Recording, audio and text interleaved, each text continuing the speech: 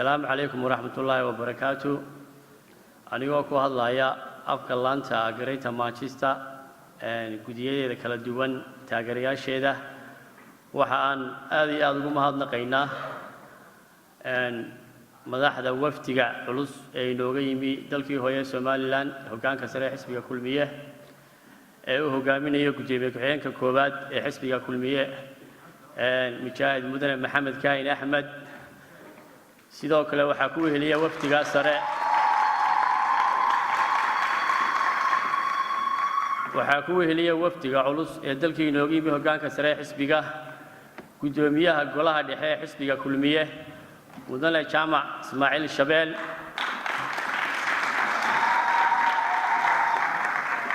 waxa isna aynu caawin nasiib u yeelanay inuu halkan markeena inala joogo oo baryahanba kormeer gala bixinayay iyo shirar laamaha xisbiga kulmiye UK iyo guud ahaanba UK siyaasiga culus ahna eegas gudoomiye hore gudoomiye koowaad ee xisbigii wadani kana mid aha aasaasayashii xisbigii wadani Axmed Muumin Seed oo aynu si gaar ah la kulankiisa iyo inaynu khudbadiisa dhageysano aynu aad u dhowraynay isaguna waftiga ayuu ka mid yahay waxa madashan quruxda badan la inoo fadhiyo waftiga galbinayay oo ka soo raacay xarunta xisbiga ee London gudoomiyaha xisbiga Xariir Xirsi Cadarre waxa isaguna xubnaha waftiga kamid ah Axmed Cismaan Aadan oo ah qasnajiga guud ee xisbiga kulmiye UK oo kamid ah xubnaha waftiga la socda waxa isaguna xubnaha waftiga kamid ah oo ka soo raacay London hogaan dhaqameed daayar oo kamid ah hogaan dhaqameedka reer Soomaaliland gaar ahaan gobolada bariga Soomaaliland Maxamuud Cali Shire waxa isaguna waftiga kamid ah oday Maxamed Cismaan Axmed oo kamid ah aqoonyahanka Soomaaliland ahna mas'uul sare oo xilka haya Soomaaliland oo ah Maxamed Cismaan Doole ku magac dheer oo isaguna halkaas soo fadhiya waxa isaguna jooga oo stage-ka inoo fadhiya xubin firfircoon oo daayar oo kaalin muhiim ah xisbiga kaga jira laanta Manchester iyo guud ahaanba gudida fulinta ee UK Aadan Xasan Madoobe oo ah gudoomiyaha garabka dhalinyarada xisbiga kulmiye waxa iyaduna ka socota garabka haweenka ee xisbiga waftigana kamid ah oo ah gudoomiye ku-xigeenka labaad ee xisbiga kulmiye UK Marwo Khadra Salebaan Sarmaan oo iyaduna halkaas soo fadhida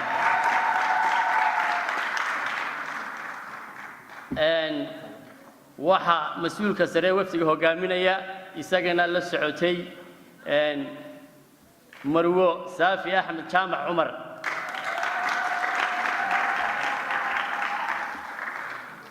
waxa halkan inoo fadhiya oo isaguna aan jecelahay waftiga kamid oo halkan soo fadhiyo martida laanta loo yahay gudoomiyaha laanta Gareeja Manchester Ismaaciil Go Axmed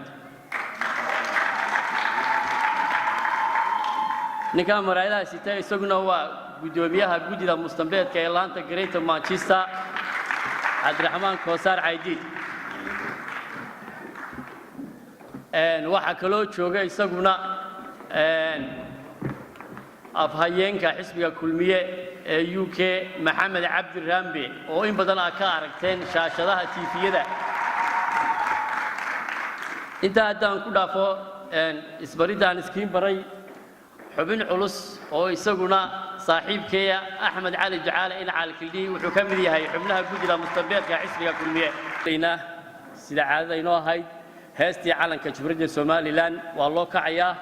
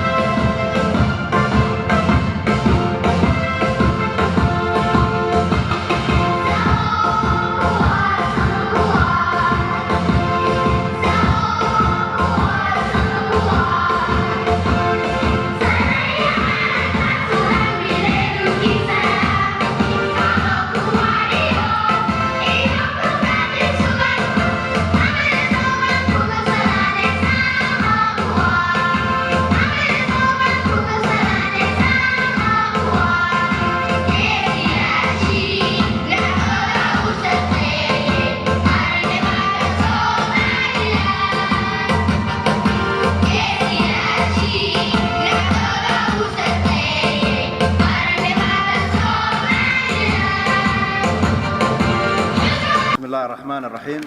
والحمد لله رب العالمين. دمان waxaan salaamayaa marti sharafta xafladda ka soo qayb gashay. waxaan salaamayaa gudoomiye ku-xigeenka xisbiga kulmiye Maxamed Kaahin Axmed. waxaan soo dhaweynayaa gudoomiyaha golaha dhexe xisbiga kulmiye Jaamac Shabeel, siyaasiga caanka Axmed Mu'min Said, dhammaan reer Manchester weyn soo dhaweynayaan madax.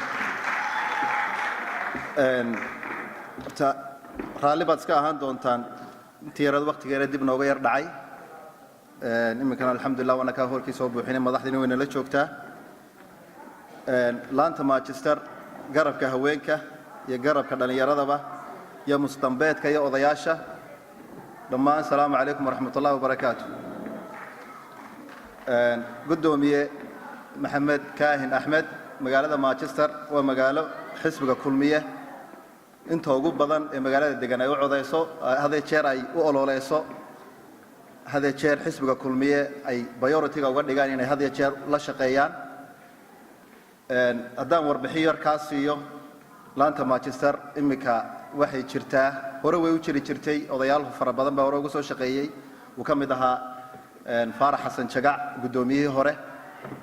imika laantan Manchester muddaday shaqeynaysay jirtay waa sanad iyo 7 bilood intii cusbeeda la doortay gudoomiyihii hore Jaamac Ali Faarax.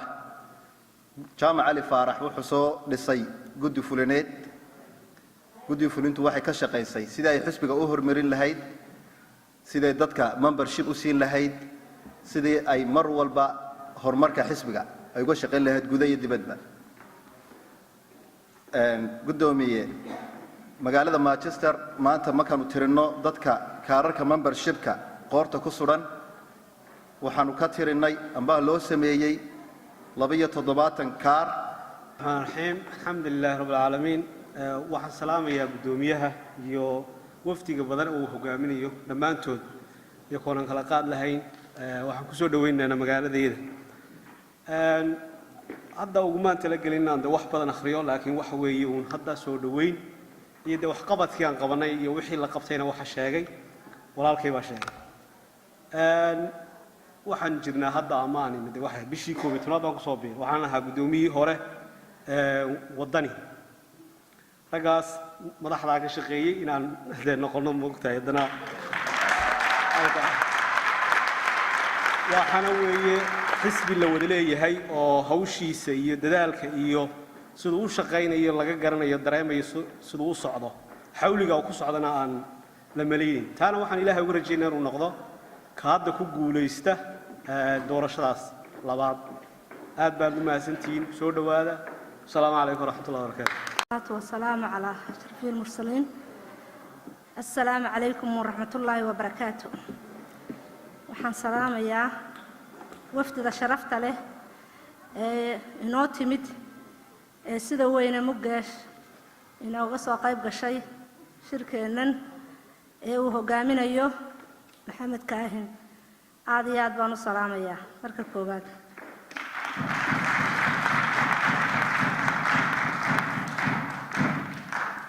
marka xigta waxaan salaamayaa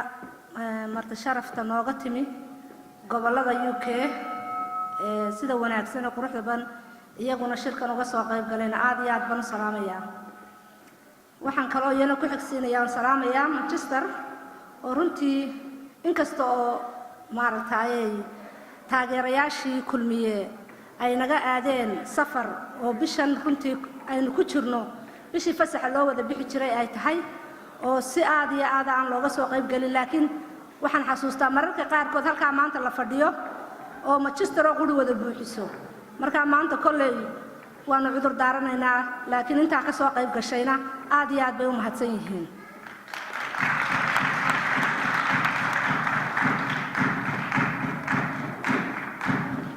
waxaan kaloo halkan salaamayaa anoo ka faa'iideysanayaa miidiyahan maanta aan hor joogo madaxweynaha qaranka maxamed Silaanyo iyo madaxweyne ku-xigeenka iyo maxay tahay xisbigan kulmiye gudoomiyihiisa Muuse Biixi Cabdi ee ah mustaqbalka madaxweynaha.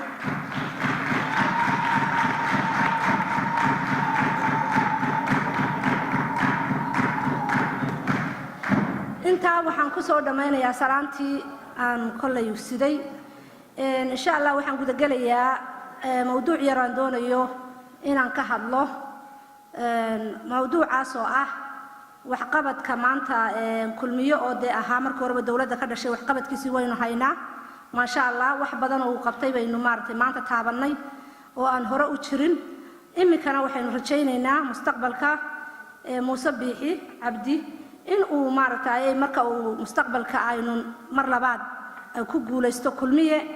waxqabadkiisii ayaan iminka kolley doonayaa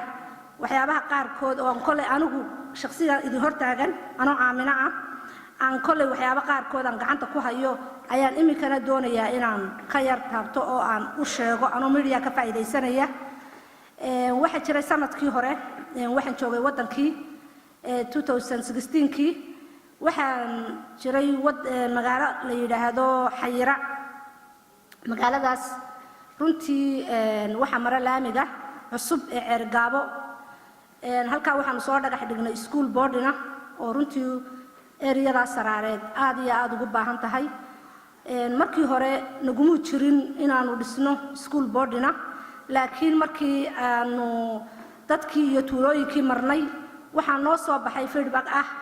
in ay dadkii reer guuraa yihiin. tuulooyinka iskuulladoodii marka ay ismana ay qayb dhigtaan iskuullada in ay reer miyigu ama tuuladiiba laga guuro oo caruurihii ardayda ahaa lala guuro. markaa sidaa darteed waxaanu halkaa kala soo baxnay in ay dadkaasi u baahan yihiin boarding. runtii in badan oo hadda anigu kilomitirkeedii aanan soo koobi karin, laakiin aad iyo aad u ballaaran oo meesha ilaa saraar oo dhan inteeda badan laamiga xaggaa uga degsan ma haysato wax boardina.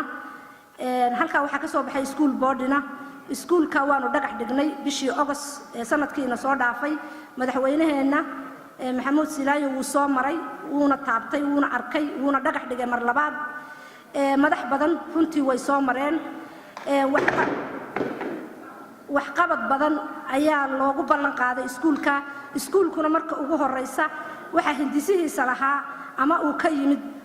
maxay haytay qurba joogta u dhalatay magaalada iyada ah ee xayira.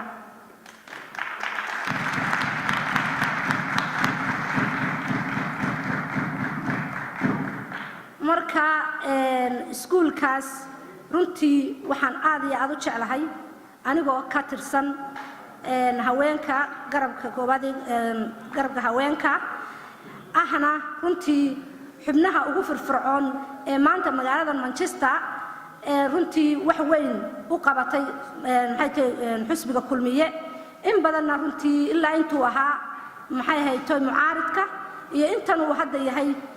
maxay haytay dawladaba runtii wax badan oo waqtigayga aad iyo aad ugu badan baan siiyay. anna maanta waxaan jeclahay maadaama uu maaragtay mustaqbalka aynu heli doono muuse biixi, waxaan aad iyo aad u jeclahay in aan waxqabadkaas maxay haytay uu noogu aan maaragtay uu ku jiro hadhow dawladda markaynu noqonno. dadka reer Somaliland ee foodaya ee chance u helay inay foodaan aan u gudbinayaa laba choice bay leeyihiin: inay doortaan madaxweyne qaranka ilaaliya maadaama aynu Somaliland ku taalo mandaqad xasaasiya, iyo inay doortaan nin sideeda ceelka ku dhici gaaray oo wadaanta ka horeeya. labadaas choice-kaas waa labada aad iyo aad baan idin salaamayaa. waa salaamadkiin dhammaantiin. guul iyo gobonnimo ayaanu rajaynaynaa kulmiye iyo muuse biixi cabdi dhammaan Somaliland waxaanu rajaynaynaa guul iyo gobonnimo. aad iyo aad baan idin salaamayaa. asalaamu calaykum waraxmatullaahi wabarakaatu. والصلاة والسلام على سيدنا محمد. أما بعد السلام عليكم ورحمة الله وبركاته. waxaan salaamayaa marka ugu horeysa waftiga ballaaran ee dalkii inooga yimid uu hogaaminayo maxamed kaahin, gudoomiyaha golaha dhexe jaamac Shabeel iyo siyaasiga caanka ah ee Axmed Muumin Seed. sidoo kale waxaan salaamayaa dhammaan gudiyada guud ee xisbiga kulmiye ee UK. waxaan kula salaamayaa dadka shababta leh ee reer Manchester ama ka yimid Sheffield ama Bolton ama magaalada Liverpool. aad iyo aad baan idin salaamayaa munaasabadan bilan ee aan isku dhamaanteen. runtii waxaan doonayaa inaan ka yara hadlo laba qodob oo kaliya. mid waa fariinaan ka sido Bolton midna waa mid ku saabsan inaan dee aynu campaign ka qayb galno isla markaana aan folgeed qabno sidii xisbiga kulmiye mar labaad ugu guuleysan lahaa talada dalka waxaan ku horeysiinaya marka hore anigu waxaan ka mid ahaan jiray dadkii joogay magaalada Bristol oo ka mid ah runtii baalayaasha xisbiga kulmiye ee UK halkaasoo inta badan ba ay madaxdu ugu iman jireen oo Maxamed Kaahin ka mid yahay 2007 9 iyo 10kii marka waxaan xasuustaa markii aynu guuleysanay ee dawladda kulmiye la dhisay ayaa magaalada waxaa noogu yimid nin la yiraahdo Chris oo ka socday safaaradda Ingiriiska ee Ethiopia isla markaana ka shaqeeyay wada hadaladii xisbiyadii hore ee udub iyo ucud iyo kulmiyo waqtigii 2009kii tankii la isku haystay in doorashada la qabtay in kale ninka su'aal buu weydiiyay anagoo badan oo ilaa kontoneeyo qof ah wuxuu yiri waxaan tagay gobolka Sool marka waxaan doonayaa maadaama aad dalkii dawladda cusub ka dhalatay dawladda cusub maxay ka yeelaysaa gobolada bariga Somaliland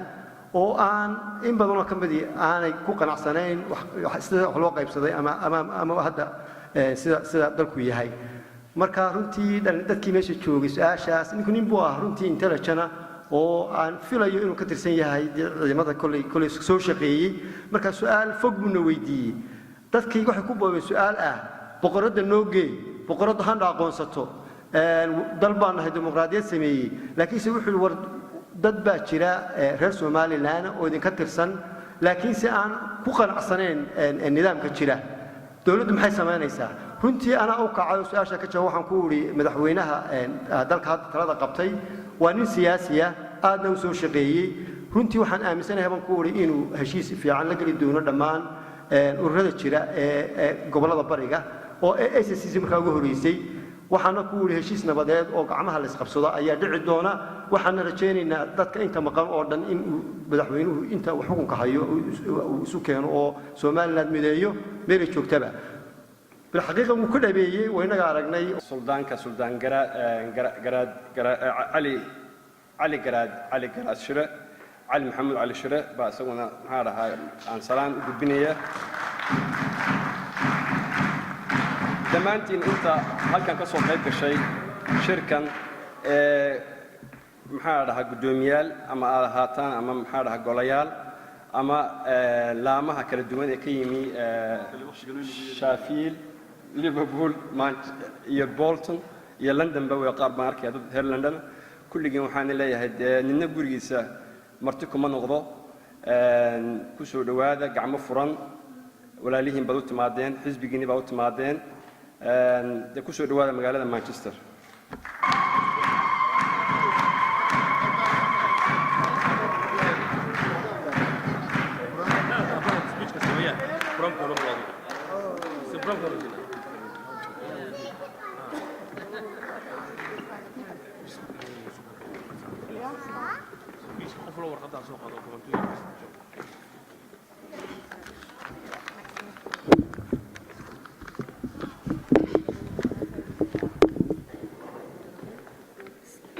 Assalamu alaikum everyone, my name is Elias and welcome to our Kulmiya Manchester event. Thank you for coming. Kulmiya is a political party you can believe in.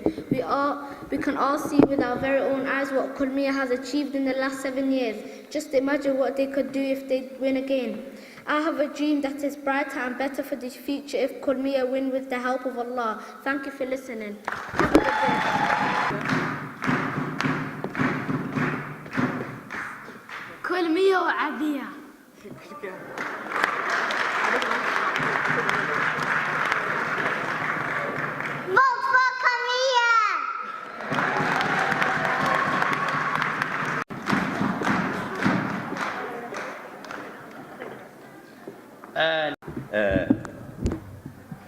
martida sharafta leh ee nooga timi dalkeenii hooyo uu hogaaminayo mujaahid maxamed axmed kaahin iyo gudoomiyaha golaha dhexe ee jaamac ismaaciil cige iyo walaalkay ama muxuu ahaay madaxweynaha mustaqbalka isaga laftiisa haddii ilaahay idinka leeyahay axmed muumin seed waxaan leeyahay marka ugu horeysa anigoo ku hadlaya magaca shafiil halkan ku soo dhawaada Manchester shirkan aan wada joogno waxaan ku darayaa ragga la socda ee uu ka mid yahay garaadku siyaasiyiinta kale haddii ilaahay ka dhigayo golaha fulinta uu hogaaminayo guddoomiye xirsi xariir haddii ilaahay idinkeeda leeyahay laamaha muxuu ahaayey liverpool west london north london iyo marti sharafka mudanayaal iyo marwooyin waxaan leeyahay assalaamu calaykum waraxmatullaahi wabarakaatu anigu hadal badan uma kicin halkan way joogtaa shafiil runtii guddideedii wax badani kama maqna الرحمن الرحيم الحمد لله رب العالمين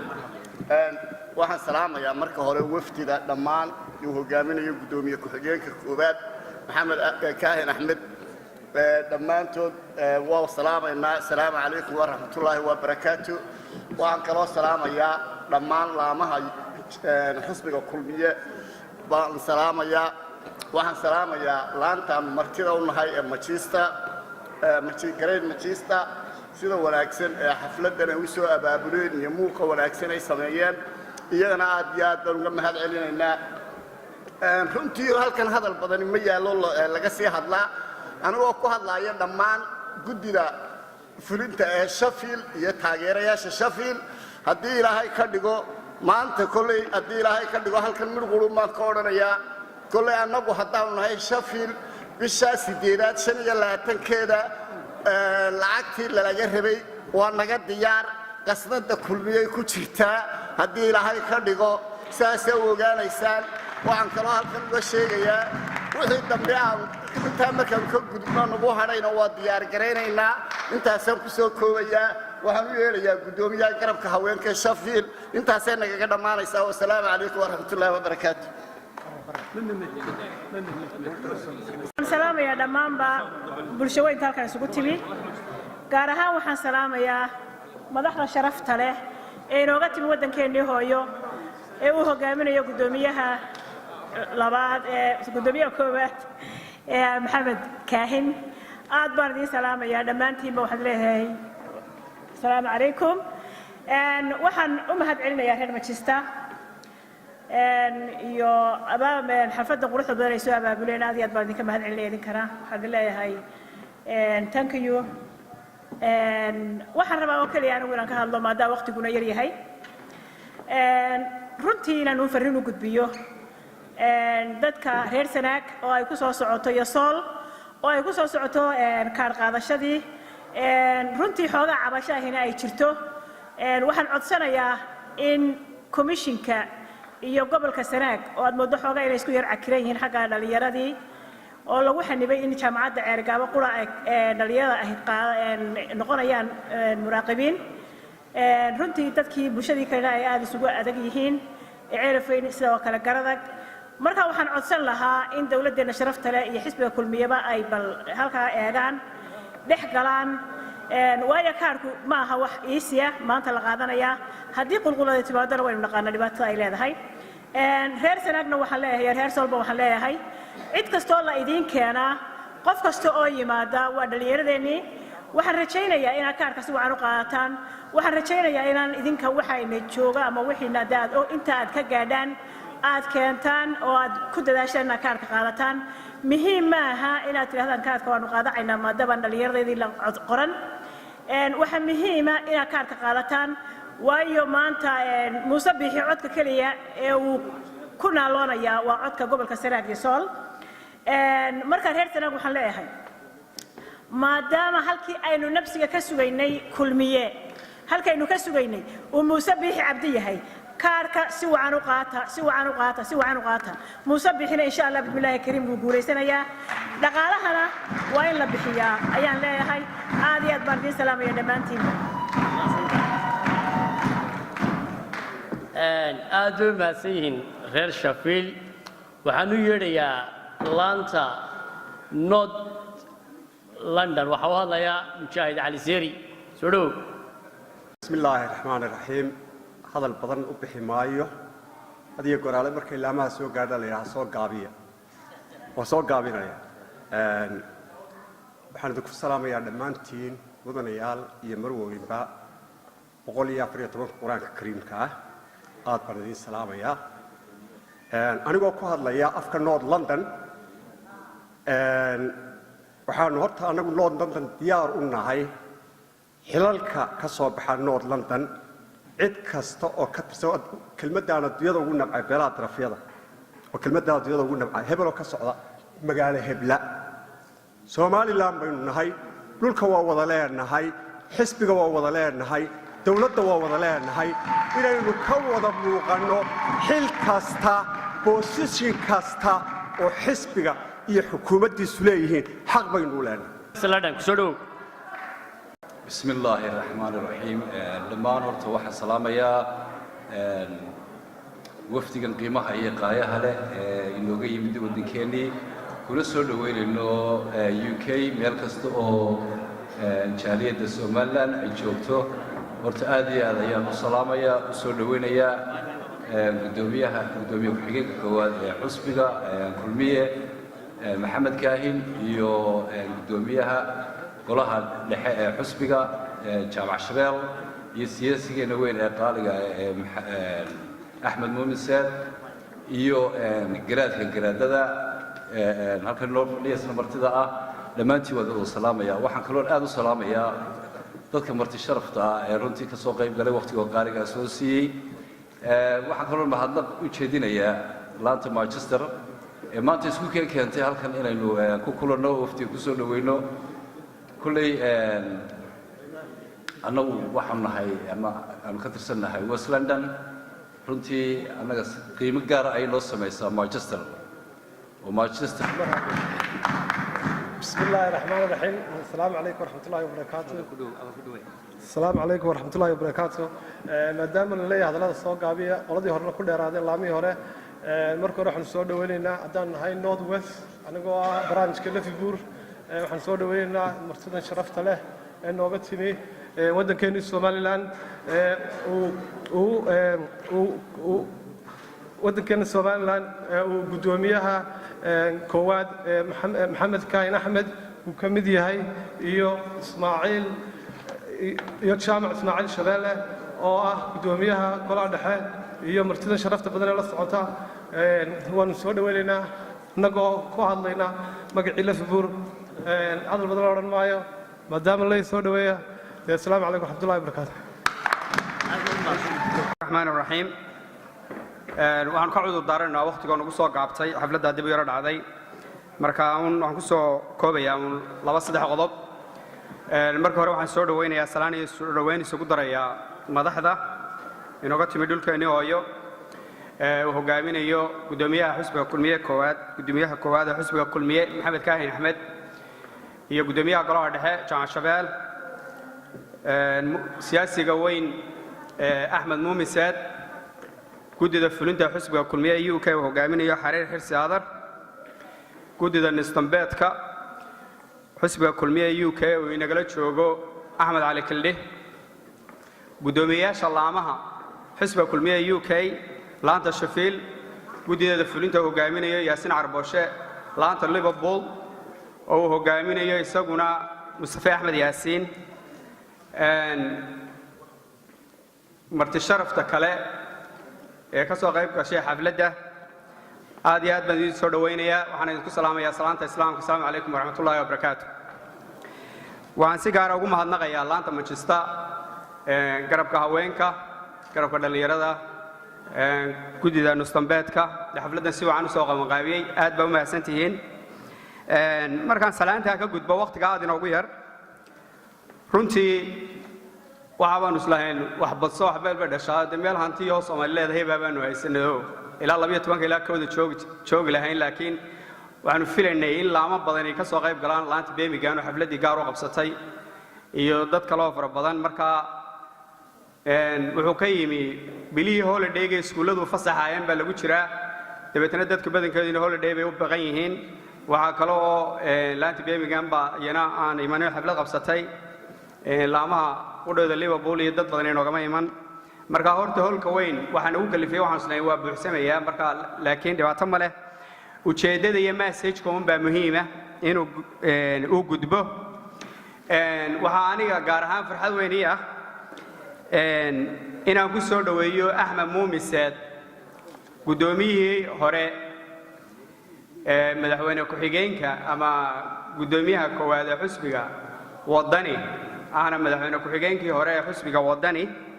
oo aanu wadani wada ahayn ahaana markaa anigu wadani xilka haya xogayii hore ee xisbiga wadani ee magaalada Manchester kana mid noqday garabkii toosinta ee muumiseed inaan mar labaad ku soo dhaweeyo anigoo ah gudoomiyihii magaalada Manchester ee kulmiye Axmed Muumiseed sharaf bay tahay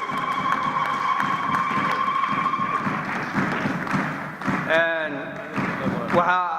Axmed Muumiseed waxa sharaf kale noo ah inuu isna joogo gudoomiyihii hore ee xisbiga wadani ee magaalada Manchester oo isna garabkii toosinta Axmed Muumiseed garabkii toosinta cadaaladda ka mid ahaa Cabdiraxmaan Abiib Xadi waxa joogay isaguna afayeenkii hore ee xisbiga wadani oo isna ka mid ahaa kamrahay garabkii toosinta cadaaladda Axmed Muumiseed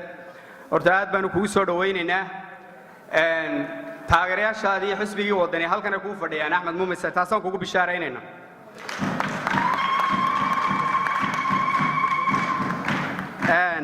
markaan taa ka gudbo waqti ma hadhin waxaan ku soo koobayaa barnaamijkan ay iminka inoo wadeen message-ka waqtiga waxaan uga bixi doonaa madaxda xisbiga iyo gudoomiyaha xisbiga UK kulmiye laakiin saddex qodob un baa iminka maxay waxa la yidhi quantity-ga lama eega ee quality-ga la eega inteena soo isku niyada oo meel uu joogo maskaxda iyo muruqa midayna guusha waa hanteena lama baahna inteena soo 3 jeer hadaynu ka badannahay inuu ay kala aynaan isku muqaalifo ahayn waxa laga yaabaa inayna wax badan qaban laakiin aad baan ugu faraxsanahay inteena soo mid ah in guushu mar labaad hanteeyo kulmiye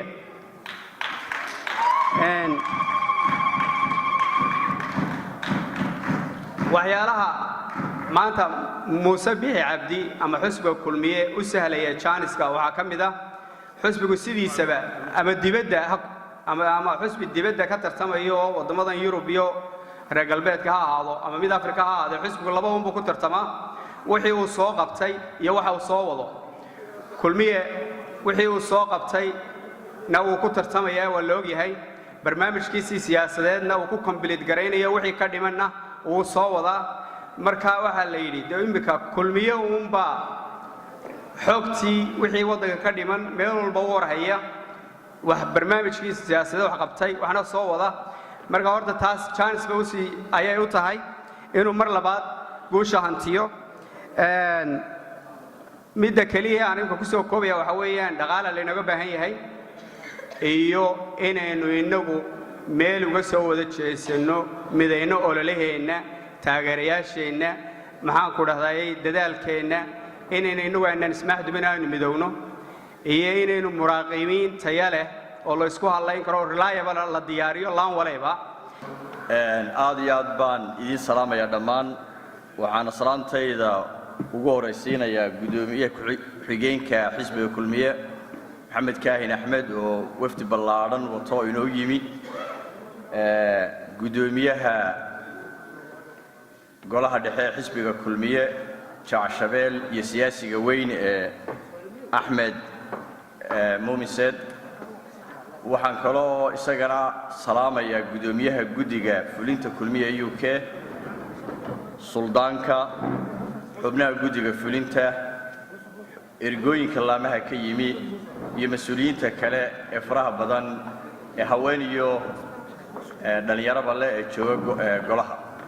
waxaa aniga ii farxada hadalka dheereen maayo waxaa ii farxada inaan joogay 2009kii 10kii shirkii halkan lagu qabtay hoolkan lagu qabtay oo aan ka mid ah 7 xubnood ee qabanqaabada waxaan u maleynayaa xubno badan halkan ma joogaan iminka ka mid ahaa guddiga qabanqaabada waxaana ii sharafa inaan maantana joogo hoolkii oo mar labaad lagu soo dhaweynayo wafdi ballaaran oo dalkii inooga yimi wafdiga hore waxaa hogaaminaya gudoomiye ku-xigeenkii hore ee xisbiga Cabdiraxmaan Cabdilqaadir Cabdicasiis Samaale xogayihi arrimaha dibadda oo noqday markii dambena wasiirka arrimaha dibadda iyo mas'uuliyiin badan maantana waa taariikh labaad oo isqoraysa maalinta barnaamijkii ay noo keeneen waxaynu taageeraynay xisbi aan tala qaban aan dal maamulin laakiin inaga iibinaya barnaamij qoran laakiin aan la hirgelin waynu ku qanacnay waynu qaadanay maanta waxaynu taageeraynaa wafdigani nasiib u yeeshay inay naga iibiyaan xisbi taladii haya barnaamijkii fuliyey hirgeliyey barnaamij kalena inoo keenay barnaamijkaa kalena waxaan qabaa inuu noqon doono mid guulina gaadhsiinaya waxaan kaloo ku darayaa qodobka badanaa xisbiyada dalka UK markaynu joogno ee Labour Party-gu wardiyada caadiga ah ee laga shirayo ee memberska caadiga ay fadhiyada ma soo fadhiistaan wax ka badan 10 15 20 waa marka konsolayaasha la dooranayo waa marka la dooranayo MB-yada Labour Party-ga qofka ka mid ah ama liberalku uu ogyahay maanta xubnaha memberska ama 70 laamuhu leeyihiin weeye ama la leeyahay waa 80 ama laan waliba leeyahay waa 90 ma aha xubnaha asalka ah xubnaha dariiqa tuban ee kulmiye ayaa ciidda ka badan ee magaalo kasta ku nool kuwaasaana ah kuwa lagu xisaabtamayo kuwaasaa contribution-ka bixiya kuwaasaa taageerada dariiqa la taagan waxaana qabaa in wafdigii hore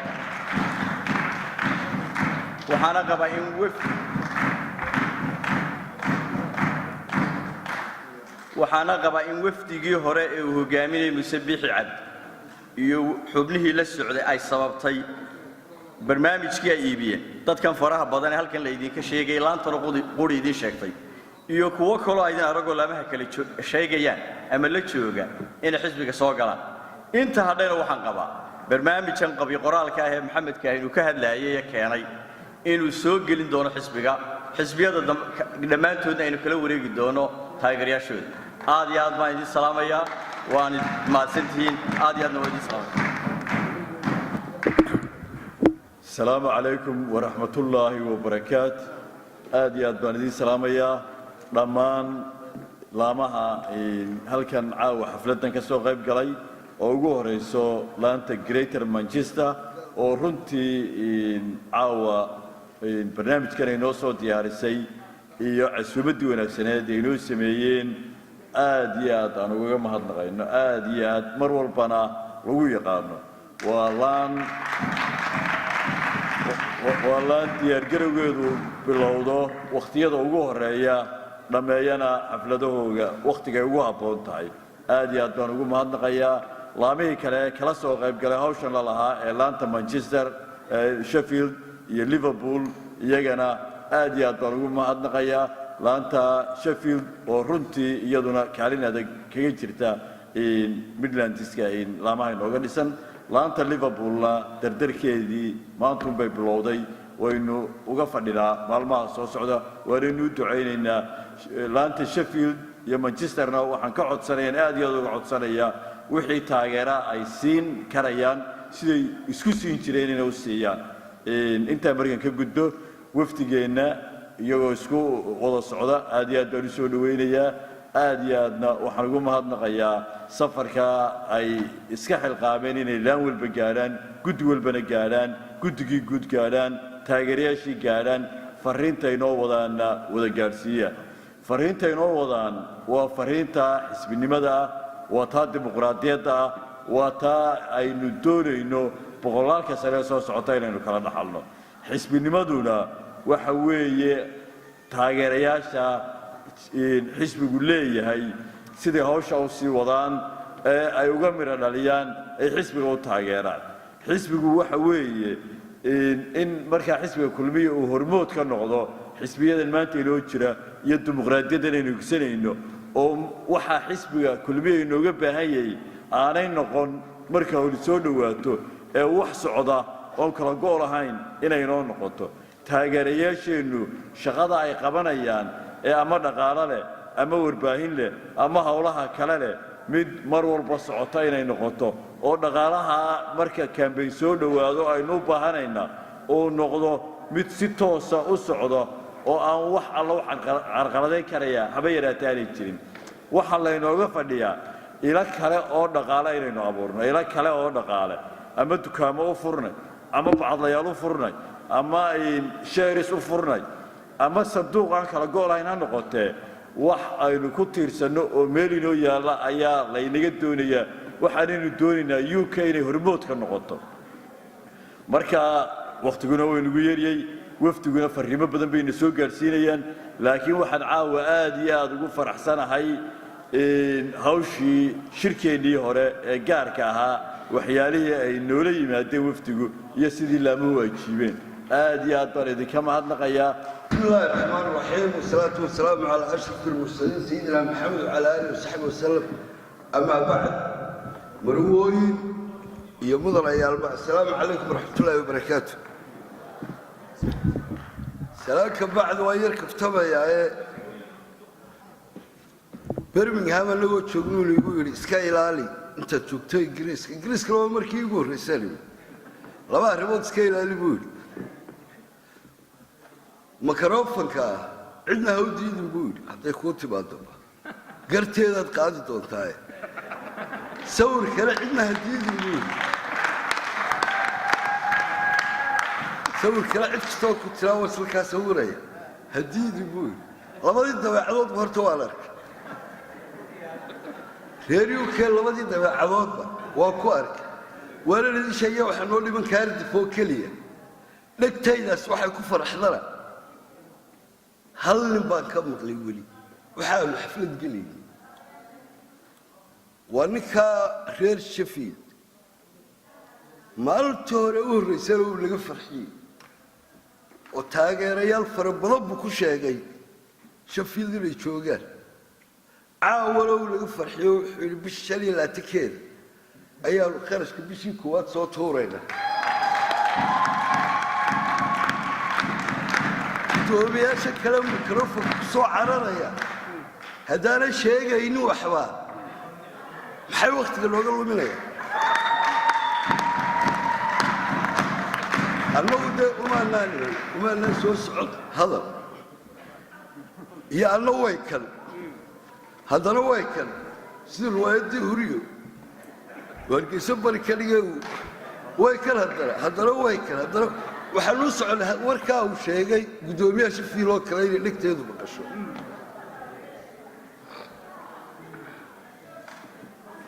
waxaan leeyahay saacadaha imika halkale uu fadhiyo waxa lagu qaban lahaa shaqo aad iyo aad u fara badan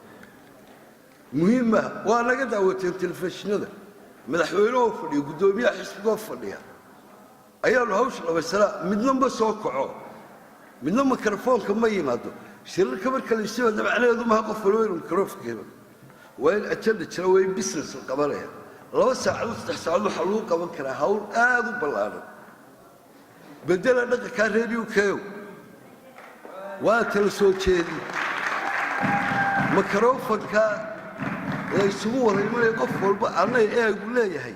إسكداي ونقل وحبة تري مهما الصومالي راح هذا من هذا البديهين ما وضع أراني نيريني كمود تجي وحنا هنا أنا وهول هذا اليد يهول بدن بين دولنا soo darnay isbahaaga talada haya waxaanu laakiin maanta ka wada midnahay dhamaatay hadana isbahaagkii kulmiya baanu ka wada midnahay oo ku faraxsanahay muddo badanna saacada siyaasadda runtii aan wax badan isku haynay maanta aan ka midnahay tiirashiisa aad baan ku faraxsanahay wadankii xaaladda guud ee dalka waad ogtihiin adduunyada imika looma baahno war badan oo dee warba isma seeseegan oo xafladda imika halka ka dhacaysa dee guryaha waxaa laga daawanaya somalilan oo dhan marka waxa laga warramo badani war runtii ma jiraan laakiin ta guud markaan iyo dur maro somalilan nabadgeliyay ahayd waxaan u diyaargaroobaynaa doorashooyinkii madaxweynihii shanaad ee jamhuuriyadda somalilan tartankeegii baa lagu jiraa waxaynu ka midnahay haddaynu nahay bahweynta kulmiye xisbiyada qaranka dalka u tartamaya saddex xisbi qaran baa dalka ka jira saddex xisbi qaran ee dalka ka jira ayaynu inaguna ka midnahay waxaynu u tartamaynaa waxa weeye waa hoggaanka dalka weeye oo maantana uu hayo xisbiga kulmiye alxamdulilah rabbil caalamiin waa ilaahay mahadi kulmiye mucaarad badan buu soo ahaa mucaaradkii badnaa uu soo ahaa wuxuu ku guulaystay inuu talada dalka qabto maantana wuxuu tartamayaa haddana isagoo maxaafida wuxuu u tartamayaa inuu mar labaad talada dalka ku soo noqdo inuu mar labaad talada ku soo noqdona waxaa sahlay oo suuro gelinaya mujaahid madaxweyneheenna xaqa ah ee maanta talada dalka haya axmed maxamed maxamuud siiraayo waa runtii waa madaxweyne ku suntan hoggaamid daacada sababtoo ah waxay taariikhdu mara ka noqonaysaa wakhtigii badnaa ee uu halganka dalka u soo galay wakhtigii badnaa uu duurka u soo xulay wakhtigii badnaa uu macaaridka u ahaa wakhtigii badnaa uu soo halgamay wuxuu soo gaadhay inuu talada dalka hoggaamiyo maanta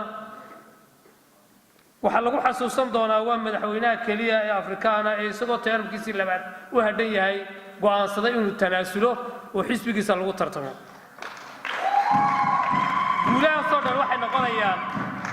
guulahaasoo dhan waxay noqonayaan guulo uu leeyahay xisbiga talada iyo kulmiye waa guulo u baahan in lagu daydo waa guulo u baahan in cadaaladda iyo qori isku dhiibka xisbiga kulmiye dhexdiisa ka socda in asxaabta kalena ku dayato runtii madaxweyne siinaayo meel cidla aynama dhigin wuxuu inoo soo xulay oo inaynu dooranno inoo soo xulay mujaahid muuse bixi cabdi oo maanta aynu odhan karno marxaladaha marka la eego somalilan ama geeska afrika marka la eego marxaladda lagu jiro marxalad walba dee raggu kama saaro kadarta laakiin marxaladda markaa jirta cidda ka saaraysa dalka waa inay dalka hoggaamisaa haddii axmed siiraayo maanta wakhtigii taaramkiisii labaad uu tanaasulay marxaladda aynu ku jirnaana ay tahay marxalad xaasaasi oo adag oo geeska afrika nabadgelyaana arkaysaan madaxweynaha soomaaliya dooratay oo saamaynaysa isaga laftiisu saamaynteeda aad arkaysaan hareeraheenna markaynu wada eegno kadarta maanta dalkani uu ku jiro waxaa inaga saari karaya madaxweyne dhiiran baa inaga saari karaya go'aanka adag ee yimaada go'aanka yimaada qaadan karaa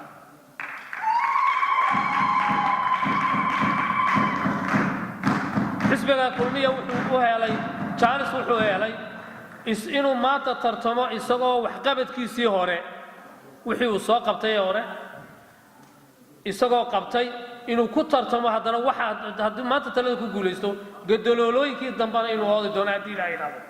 wuxuu maanta kulmiya haystaa wuxuu ku faano sidaad ogtihiinba horumar badan ba dalka laga qabtay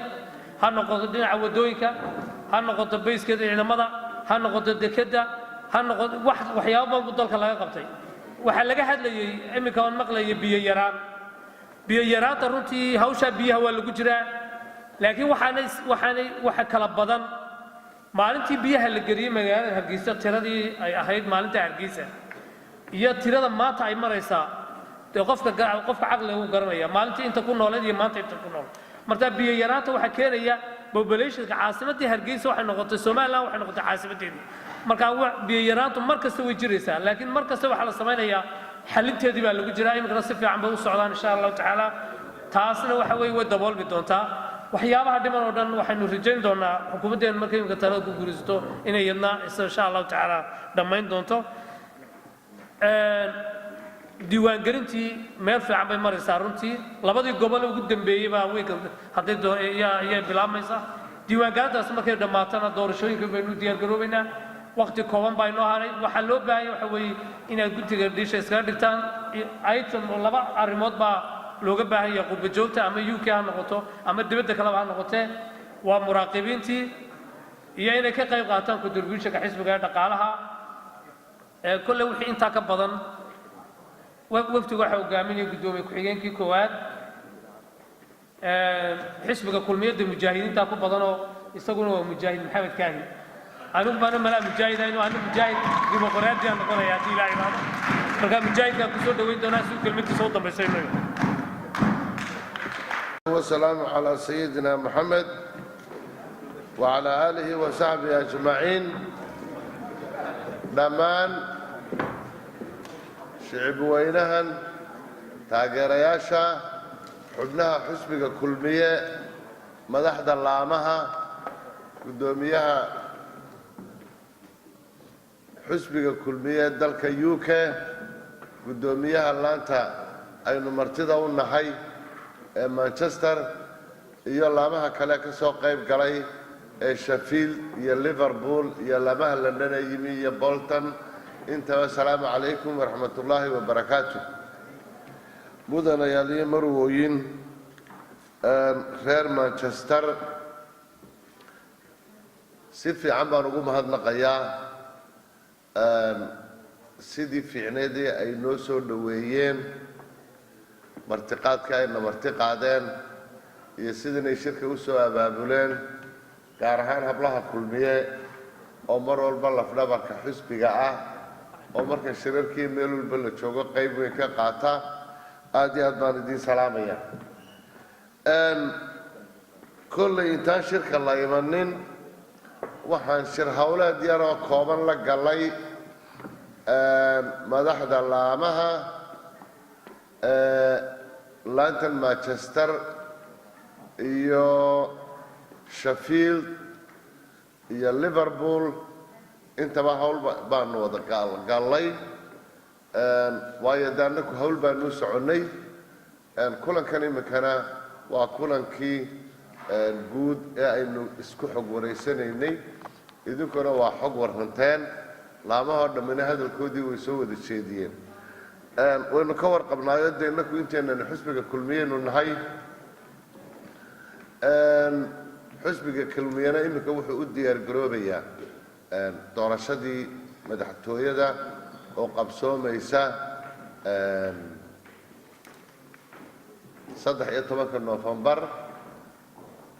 isla sanadka 2017 xusbiga kulmiye sidii Axmed Cali Ducaale uu sheegay 2010 doorashadii dhacday wuxuu soo bandhigay barnaamij siyaasadeed uu leeyahay waxaan qabanayaa waxa maaliyadda waxaan ka qabanaya waxaan ku dhaahdaa caafimaadka tacliinta arrimaha bulshada ciidamada darajooyinka miisaaniyadda barnaamijkaas kulmiye aynu soo bandhignay waa dhab barnaamijkaasi markaa muu ahayn barnaamij hirgalay waa barnaamijku talagalkiisa xisbiga uu kulmiye samaynayay barnaamijka xisbigii kulmiye muddadii uu talada hayay waxa uu fulay si aad iyo aad u taabagala buu fulay oo annagu aan ku qiyaasayno in ay ka badan tahay 85%.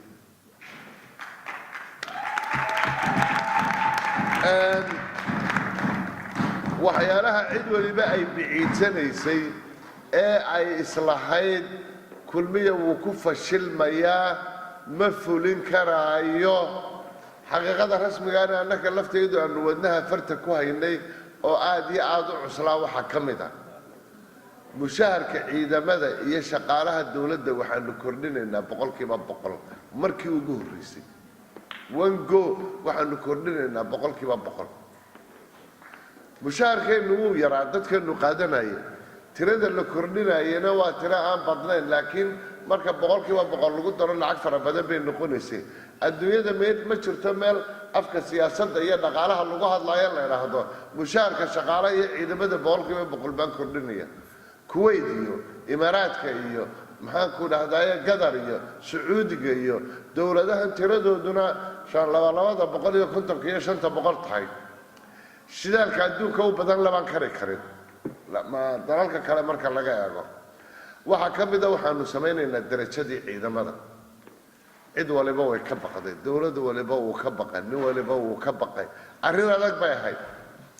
bar soo jabhadeeyay oo SNM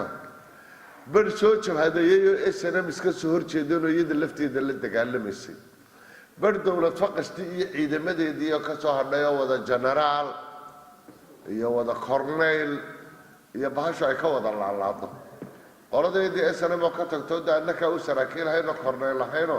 kuwayagiina waanu ka tagno annakoo subeehiyaan wadanin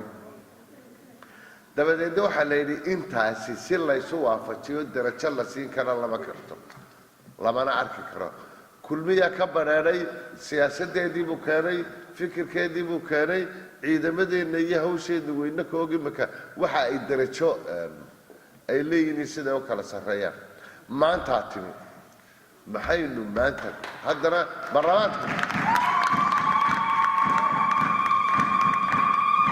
maanta haddana waxaynu leenahay haddana waa nakan doorashadii baynu u taagannahay maxaynu maantana soo bandhigaynaa innagu waxaynu maantana soo bandhigaynaa barnaamij siyaasadeed oo soo raad batay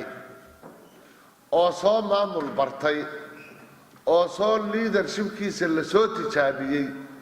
oo farsamadiisa soo galay oo daalabaadiisii isdhalay iyo maxaanku idhaahdayey xusbiga oo uu aasaasay odayga maanta madaxweynaha dalka ka ah halgankii soo hogaamiyey siyaasi qarjajaas ah intii ku soo ag barbaartay ayaa maantana mujaahidka ugu mudan oo musabixiya aynu doonayna inuu musharax xusbigeenna inuu ka yahay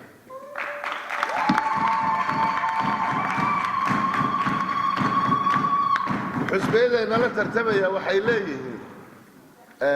waxaanu qabanaynaa waxan iyo waxan iyo waxan iyo waxan innaka barnaamijkeenna siyaasigaa waxa ku qoran xusbiga kulmiya wuxuu qabtay waxaa iyo waxaa iyo waxaa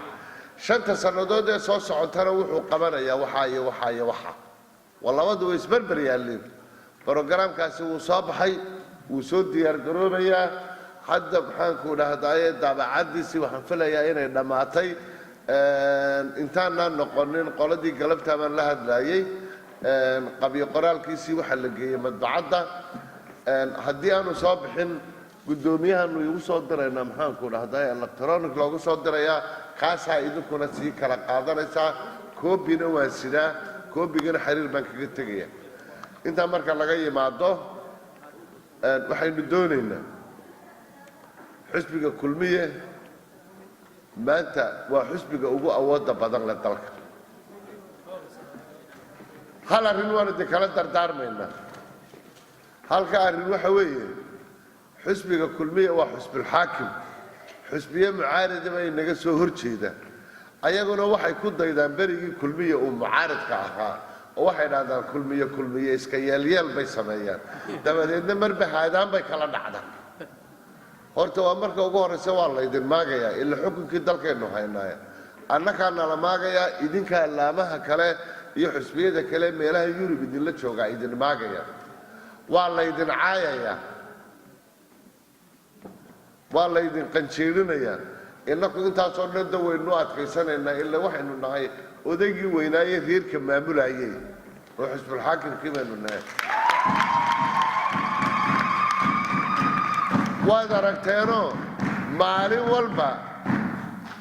ama waxaa la caayayaa axmed siilaaye madaxweynaha ama wasiiradiisa ama musharaxa xusbiga oo guddoomiyaha ah ama aniga ama xubnaha kale ee hoggaanka ayaa maalin walba la caayaya qolihii kale iminka caydayna bixi u qaybsanaana iminka waddani baabay wada galeenoo waydun arki doontaan waxa ay sii wadwadaan marka horta arrinkaa innaku waynu waayo arag baynu ka nahay waxaa la yidhi muxuu yidhi soomaalida waxay tahdaa haariye nin joogay waa waayo arag baynu nahay dalkiiyo dadkaynu ku soo noolayn arrinka labaadaan idinkaga tegayna waxa weeye xusbigu waxaynu u baahan nahay inaynu arrimaha xusbiga aynu ka midowno xusbiga kulmiye waa inuu maamulkiisa iyo maarayntiisa iyo qorshihiisa iyo barnaamijyadiisa siyaasadeed waa inuu xusbigu mid yahay kala ra'yi waa la noqon karaa laakiin waxaa xusbigu waajibiyey laguma kala baydhbaydi karo marka aad doodaysaana laamuhu isu yimaadaan afkaarta siyaasiga ah waa lagu kala duwanaadaa laakiin marka arrin laysku raaco waa laysku raacaa waxaan aad iyo aad u adkaynayaa xusbiga waxa weeye halkana iminka la fadhiyaa liverpool waxaa ka yimi laantii liverpool mas-uuliyiintoodii shafield waxaa ka yimi laantii shafield mas-uuliyiintoodii guddi fulin guddoomiye ku-xigeen halkan manchester waxaa jooga guddoomiyihii iyo laantiisii iyo maamulkiisii guddigeennii u k waxaa halkan ka jooga guddoomiyihii iyo maamulkii guddiga fulinta iyo xubno ka mida mustambeedkii jaranjarada xisbigu saasay u kala dhisan tahay sida lagu wada shaqaynayaana waa sida arrinka labaad barnaamijka aad ku yeelanaysaan qaybta ololaha doorashada haddii aad reer shafiil tihiin iyo haddii aad reer liverpool tihiin iyo haddii aad reer manchester tihiin maxaanku idhaahdayey hawsheedii maanta maamulkii iyo guddiyadiinnii go-aankaa waanu soo kala wada qaadannay go-aankaasi muddo ku fulaya buu leeyahay mid waxa weeye waa kow waa tabarucii dhaqaalaha ee xisbiga arrinka labaadna waxa weeye waa dadkii muraaqibiintii ololihii raggii ka qayb galayay doorashada ragga halkan fadhiya dee iska fadhiyi maysaan raggan de dardartiisii qaba ee xooggoodii qaba ee enerjiga badan haya waxaan laga rabaa de xagga ololaha doorashada inay yimaadaan oo meel walba ay tagaan waxaan u yeedhayaa gudoomiye ku-xigeenka koowaad ee garabka haweenka xisbiga kulmiye raxmo ciise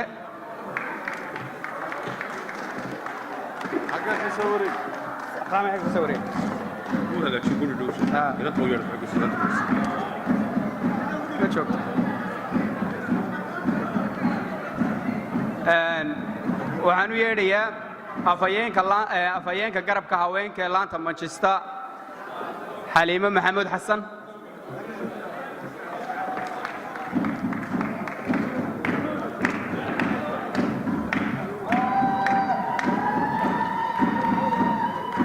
waxaan u yeedhayaa xidhiidhiyaha laanta greater manchester axmed maxamed samatar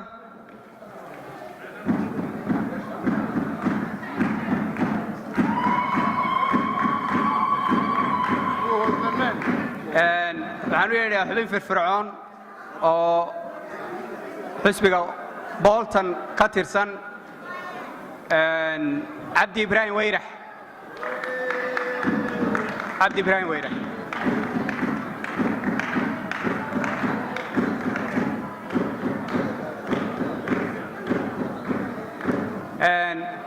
xubnaha maanta ku soo biiray waxaa ka mid ah ee xisbiga waddani ka soo digarogtay xubin aad u firfircoon bashiir cabdi saalax bashiir hadraawi ku soo dhowow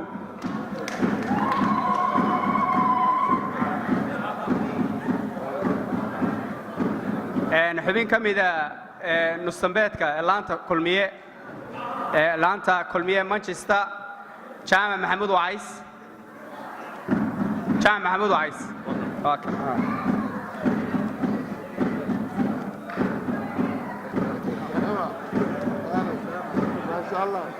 xubin firfircoon oo ka socota bolton xasan xaaji maxamed inta kale shaqo ku maqan yihiin shanta qofna xus xataa way maqan yihiin kaadhkooda waa loo qaaday waxaa jira xubno shaqo ku maqan oo aan iminka aan joogin laakiin kaadhkoodu diyaar u yihiin marka waxay ugu iman doonaan xafiiska ayay ka qaadan doonaan xafiiska laanta manchester waxaa ka mid ah maxamed caydiid xaashi mustafe ma joogaa mustafe xasan cabdallah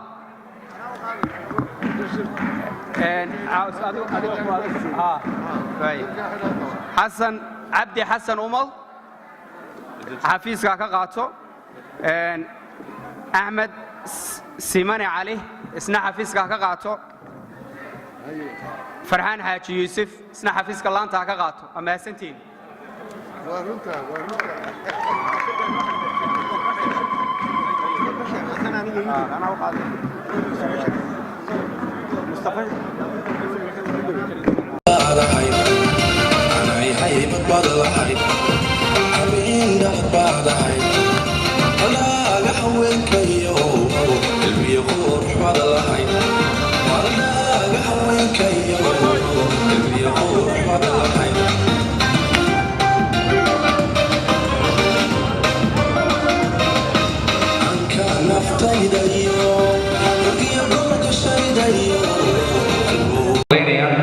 dhammaan xisbiga kulmiye iyo guddida sharafta leh ee soo qaban qaabisay